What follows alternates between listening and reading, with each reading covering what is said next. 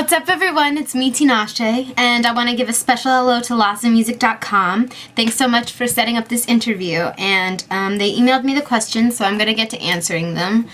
They asked, being currently unsigned, what would a label have to offer you for you to sign, and how important do you see a major label being to the success of an artist such as yourself?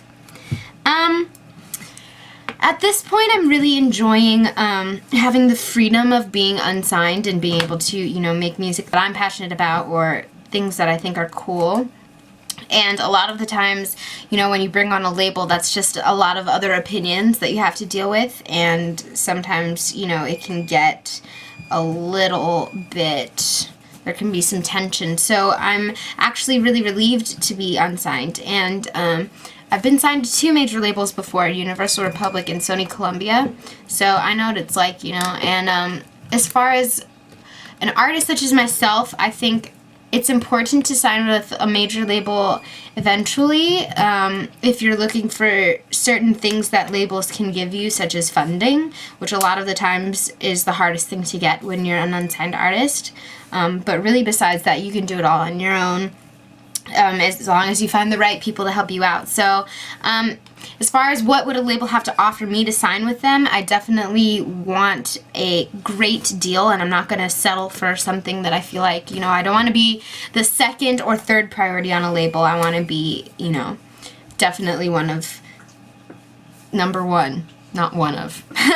So, that's my answer. The next question that they asked was, having been in showbiz all of your life, has it given anyone any misconceptions about you as a person? Absolutely. When I was in middle school, I was bullied really bad, mostly because everyone, was kind of had this misconception that I was stuck up or conceited or had an attitude, simply because I was, in the music business and I was a professional at such a young age, and I think that a lot of times other kids get jealous and don't really understand, so they make assumptions, and I think that I definitely have gone through that and will probably continue to all my life, because we're humans and humans are very judgmental creatures, so it kind of comes with the territory, but I just try to be as open and true to myself as I possibly can, and hopefully people will accept me for that and appreciate that for what it is.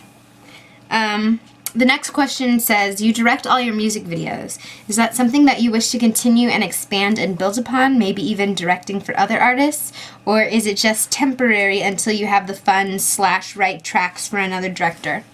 I definitely think that editing my own videos is something that I'm passionate about, and also it's kind of a control issue. I like to be able to be in control of the footage and the project every step of the way and make sure that it comes out, make sure that it comes out exactly how I, imagined or envisioned it to be, because I came up with it, So definitely in the future, I plan on directing videos for other people and editing videos for other people, because it's something that, is a big hobby of mine and has been for a long time, but right now I'm mostly just focused on myself. And as far as letting other people direct videos for me, that's something I'm absolutely open to, and actually I have a video that was directed by my friend Xxyyxx and Bobby Brackens that's coming out pretty soon.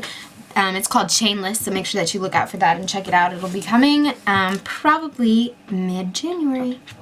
So the next question is, you mentioned that you have never left the U.S. Is this still true? If so, where would you most like to visit and why? Actually, since the last video where I said that I hadn't left the United States, I have. I've been to Australia and I've been to the Bahamas, and I had a blast. I definitely have so many other places that I want to go. I, really want to visit the UK. I have some family out there, and I want to go to, visit all around Europe, France and Italy, and I definitely also want to go to Africa because I'm half Zimbabwean, so I have family, and I want to see, where my dad was born. So I'll probably be, that's where I plan to visit in the future.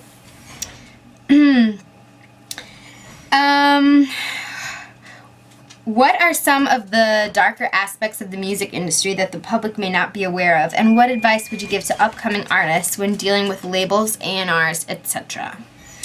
I think some of the darker aspects of the music industry are definitely, there becomes a lot of battles for creative control at record labels. A lot of times, you know, when you have a lot of people telling you what to do, and then you have an artist who is emotionally invested in their work, obviously it can become, there can become tension in the environment. But I would definitely say that as far as my advice to what other artists need to do to avoid dark situations, dark scenarios, I don't need to get into like super details of horror stories because you hear plenty of horror stories. But all that you really have to do is make sure that every step of the way you do not sign any contracts without having a great lawyer looking at them. And make sure that you always think about everything from, you know, all angles. And make sure that everybody that you bring onto your team is there with your best interest in mind, because contractually that's usually where you run into problems when you're signed to something that, you know, isn't making you happy. So that's my advice, my answer to that question. Okay, next one. What do you hope to do / achieve in 2012 and the rest of your career? This year I definitely plan to be kind of launched to the world. I want everyone to kind of find out about me in 2012. It's kind of my blow up year, if you will. For the rest of my career, you know, I plan on releasing, you know, album after album after album and winning awards and just becoming as successful as I possibly can and spreading the music and the love. And then hopefully, you know, I can use my success to be able to inspire people and go out and help people all around the world. And, you know, humanitarianism and helping others is a really, you know, important thing to me. So that's definitely something that I plan on doing in the future. And then as far as the near future, I might possibly be having a mixtape coming out that you might possibly be the first to know about, but you didn't hear it from me. And it might possibly be coming out like in the next month to 2 months or so.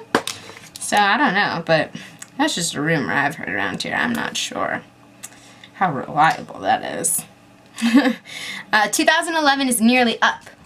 What has been your favorite album / artist / musical moments of the year? I think we had a lot of great musical moments this year. I definitely, Jackson! Sorry, it's my dog. I definitely liked Drake's Take Care album a lot. I definitely was into Watch the Throne a lot. I definitely, as far as new releases, those were probably my big 2 albums that came out this year. Oh, and Bon Iver's new album came out this year.